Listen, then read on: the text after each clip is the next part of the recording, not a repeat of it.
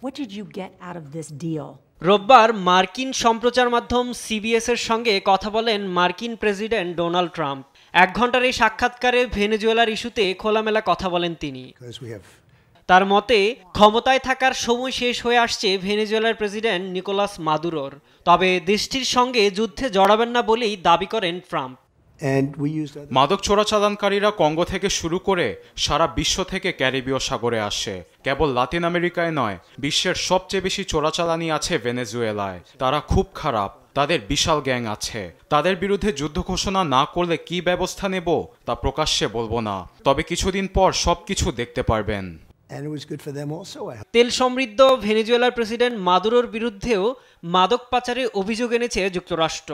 যদিও মাদুরোর দাবি মাদক বিরোধী লড়াইয়ের অজুহাতে ভেনেজুয়েলায় সরকার পরিবর্তনের ষড়যন্ত্র করছে যুক্তরাষ্ট্র। তাদের উদ্দেশ্য হলো তেল সম্পদ দখল করা। গেল কয়েক সপ্তাহে যুক্তরাষ্ট্র ক্যারিবীয় সাগর ও প্রশান্ত মহাসাগরে ডজন খানেক নৌযানে হামলা চালায়। এতে নিহত হয় অন্তত 65 জন। সবশেষ শনিবার হামলা চালায় মার্কিন বাহিনী। এমন হামলার নিন্দা জানিয়েছে লাতিন আমেরিকার বিভিন্ন দেশ। বিশেষজ্ঞরা বলছেন, গেল সেপ্টেম্বরে শুরু হওয়া এসব হামলা চিহ্নিত মাদক পাচারকারীদের বিরুদ্ধে হলেও তা বিচার বহির্ভূত হত্যাকাণ্ডের শামিল। তবে লক্ষ্যবস্তুগুলো সত্যি মাদক পাচারে জড়িত কিনা কিংবা যুক্তরাষ্ট্রের নিরাপত্তার জন্য হুমকি কিনা সে বিষয়ে এখন পর্যন্ত কোনো তথ্য প্রমাণ দেয়নি ওয়াশিংটন। সাইদুজ্জামান, নিউজ ডেস্ক, দেশ টিভি।